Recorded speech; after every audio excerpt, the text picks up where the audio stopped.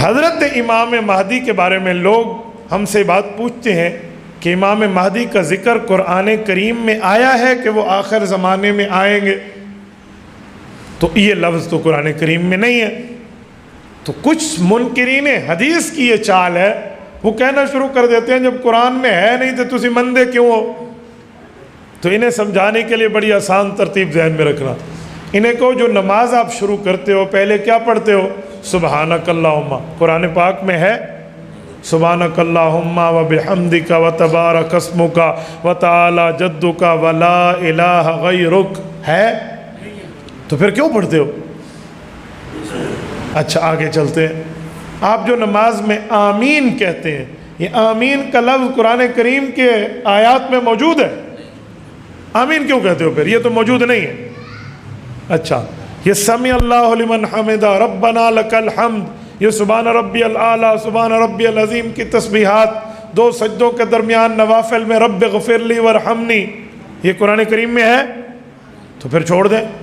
اچھا ایک بات اور، التحیات للہ والصلوات والطیبات، پوری التحیات میں یاد ہے، ہمارے بچے پڑھتے ہیں، ہمارے بچوں کو نماز میں حفظ ہے، ہمارے بڑے پڑھتے ہیں۔ تو کیا یہ التحیات قرآن کے کسی پارے میں ہے؟ کسی حافظ سے پوچھ لیں، یہ التحیات پورے قرآن میں نہیں ہے، تو پھر التحیات چھوڑ دو۔ اچھا تھوڑا آگے چلیں، اللہم صلی علی محمد، ابھی ہم نے درود پاک پڑھا ہے، اللہم بارک، یہ ابھی ہم نے درود پاک پڑھا ہے۔ درود ابراہیمی قرآن کریم میں ہے؟ درود پڑھنے کا حکم ہے، درود کے لفظ ہیں؟ جی نہیں ہے، تو پھر درود چھوڑ دیں۔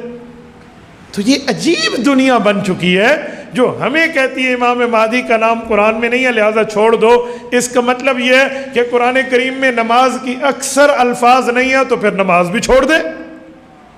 تو اس کا جواب دیتے ہیں بھائی نماز میں نہیں ہے، حضور پاک نے پڑھ کے نماز قرآن میں نہیں ہے، حضور نے نماز پڑھ کے دکھائی ہے، صحابہ اہل بیت نے دیکھی ہے، اسی لیے امت اس کو مانتی ہے۔ تو وہ چاچے تیرے دماغ کو اپڈیٹ کرنا چاہیے۔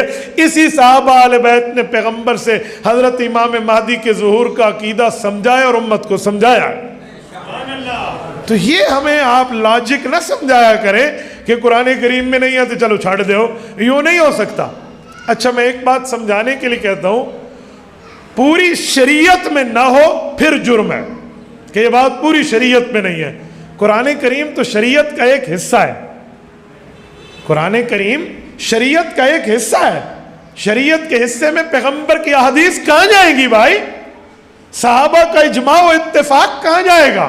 پیغمبر کے صحابہ کے فتاویٰ کہاں جائیں گے؟ اہل بیت کے طرز عمل کہاں جائے گا؟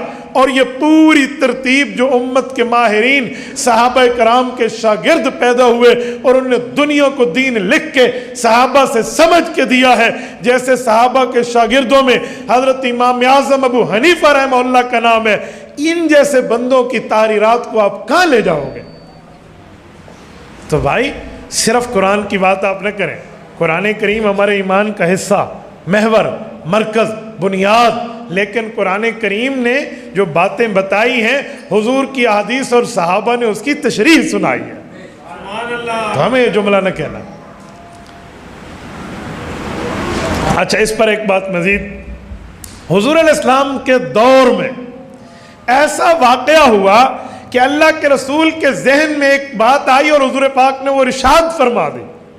وہ یہ تھا، اللہ کے رسول نے فرمایا کہ ایک زمانہ ایسا آئے گا کہ لوگ میرے احادیث کا انکار کرنا شروع کر دیں گے۔ وہ کہیں گے ہم احادیث نہیں مانتے، ہم قرآن مانتے ہیں۔ فرمایا ایسا طبقہ آئے گا۔ حضور علیہ السلام نے آج سے 1400 سال پہلے صحابہ کرام کو مخاطب کر کے فرمایا میرے صحابہ، یہ سنن ابن ماجہ میں حدیث پاک موجود ہے، فرمایا لا الفین احدکم متکئا علی اریکتہ یأتیہ الامر مما امرت به او نہیت عنہ فیقول لا ادری ما وجدنا فی کتاب اللہ اتبعنا۔ کہ لوگوں ایک وقت آئے گا، رجا پجا ہوا آدمی، برگر فیملی سے ریلیٹڈ، کھانے پینے کی جسے کمی نہیں ہوگی اور وہ یوں ٹیک لگا کر بیٹھنے کا عادی ہوگا، اس کے سامنے میرے احکام حدیث پاک کی شکل میں پیش ہوں گے، یا میرے احکام کی منہیات جس جس چیز سے میں نے منع کیا وہ حدیثیں پیش ہوں گی تو وہ آدمی تکبر کرتے ہوئے حدیث کا انکار کرتے ہوئے کہے گا لا ادری میں نہیں جانتا، لے جاؤ حدیثیں، ما وجدنا فی کتاب اللہ اتبعنا، قرآن میں ہے تو مانتا ہوں، حدیث میں ہے تو نہیں مانتا۔ حضور علیہ السلام نے فرمایا قیامت کا منظر ہے۔ تو یہ تو 1400 سال پہلے ہمیں صادق المصدوق پیغمبر صلی اللہ علیہ وسلم نے بتا دیا۔ تو اگر آج کوئی امام مہدی کے ظہور کی عقیدے کا انکار کرے، حضرت عیسیٰ علیہ السلام کی آمد کا انکار کرے، یاجوج و ماجوج کا انکار کرے، دابت الارض کا انکار کرے، سورج کی مغرب سے طلوع اور واپسی کا انکار کرے، اس آدمی کے انکار کی پیشن گوئی 1400 سال پہلے حضور صحابہ کو دے گئے تھے۔ تو یہ حال موجود ہے۔ حضور علیہ السلام کی حدیث ہے، تو احادیث آپ کے اور میرے لیے ایمان کا حصہ اور محور ہے۔ اچھا، اس پر ایک بات مزید، اگر کوئی کہتا ہے نا میں صرف قرآن مانتا ہوں، تو قرآن کریم میں گدھے کا ذکر تو موجود ہے، لیکن گدھا کھانا حرام ہے یہ آیت قرآن میں نہیں ہے۔ گدھے پہ سواری کے ذکر تو ہے، والخیل والبغال والحمیر لترکبوا وزینہ، لیکن حلال ہے یا حرام ہے قرآن کریم کے لفظوں میں اس کا جواب نہیں ہے، جواب حدیث پاک میں ہے کہ حرام ہے۔ تو جو آدمی حضور کی حدیث کا انکار کرے نا، اسے آپ بڑے اچھے طریقے سے کھانے کی دعوت دیں، اسے کہیں جی کل دوپہر کو میرے ہاں آپ لنچ کر لیں، آ جائیے۔ وہ آپ سے پوچھے کہ آپ کیا کھلائیں گے، آپ کہنا گدھا کھلاؤں گا، ڈنکی روسٹ کھلاؤں گا تمہیں۔ وہ کہے گا یہ عجیب بات ہے، اسے کہا بھائی تو قرآن صرف مانتا ہے، حضور کی حدیث کا انکار کرتا ہے، قرآن میں لفظ دکھا دے گدھا حرام ہے، اسی تینوں بکرا کھوا دینا ہے، ہم نے آپ کو بکرا کھلا دینا ہے، تو لفظ دکھا دے۔ اگر لفظ قرآن میں نہیں ہے کہ گدھا حرام ہے تو پھر تو کیوں گدھے کو حرام مانتا ہے؟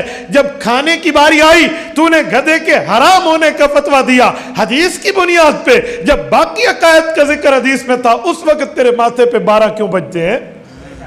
تو وہاں بھی حضور کی حدیث کو ٹچ کرو نا۔ میں تو بڑے اچھے طریقے سے منکرین حدیث کو کہتا ہوں، کوئی میرے سے ملاقات ہو نا، یہ جی ڈنکی روسٹ کھاتے ہیں، ملے گا بھئی یار، ملے گا نہیں ملے گا یہ ساڑھا درد ہے سارے، تو چھڑ دے نو، تیرے سامنے ایسی پلیٹ ہی رکھنا تو کھا، ہم تمہیں دیں گے، ملے نہ ملے وہ ہم یہاں سے لائیں گے۔ حضرت گدھا لبنا کوئی اوکھ ہے؟ کھوتے نو قریب لوگ کہتے ہیں فلاں شہر گدھے ذبح کر کر کے امت کھا رہی ہے، اب میں شہر کا نام لوں تو شہر والے لوگ مجھ سے ناراض ہو جائیں گے، لیکن اندر سے سب سمجھتے ہیں کہ اس شہر کی بات ایسا نہیں ہے۔ تو پھر میں حیران ہوں بھئی پیغمبر کی حدیث کا انکار، اور وہ بھی شریعت کے نام پہ۔ مولانا ظفر علی خان رحمہ اللہ بہت بڑے شاعر ہیں، وزیر آباد ضلع گجرانوالہ میں ان کی قبر موجود ہے، میں نے ان کی قبر پہ فاتحہ پڑھا ہے، اللہ ان پر رحمت نازل فرمائے، کروڑوں اربوں رحمتیں ان کی مرکت پہ نازل فرمائے۔ مولانا ظفر علی خان ایک شاعر انقلاب تھے۔ مرزا قادیانی نے جھوٹ بولے اور کہا میں 50 کتابیں لکھوں گا، چندے دو۔ لوگوں نے چندے دیے، اس نے 5 لکھ دی۔ لوگوں نے کہا 45 اور، انہوں نے کہا 5 اور 50 میں تو 0 کا ہی فرق ہے، پیسے کھا گیا۔ اس طرح جھوٹ بولتا گیا تو مولانا ظفر علی خان نے اپنے اخبار زمین دارہ میں ایک اس کے خلاف شعر لکھا، اور بڑا شعر وائرل ہوا۔ وہ شعر یہ تھا کہ ایک مسلمہ کذاب تھا جس نے حضور پاک کے بعد نبوت کا جھوٹا دعویٰ کیا، اور آج مرزا قادیانی کے ماننے والے حضور کے جانشین نہیں ہیں، مرزا قادیانی کے ماننے والے مسلمہ کے جانشین ہیں۔ وہ جو جھوٹ بولتا تھا مسلمہ کذاب، اور یہ مسلمہ پنجاب، فرق یہ تھا۔ تو فرمایا کہ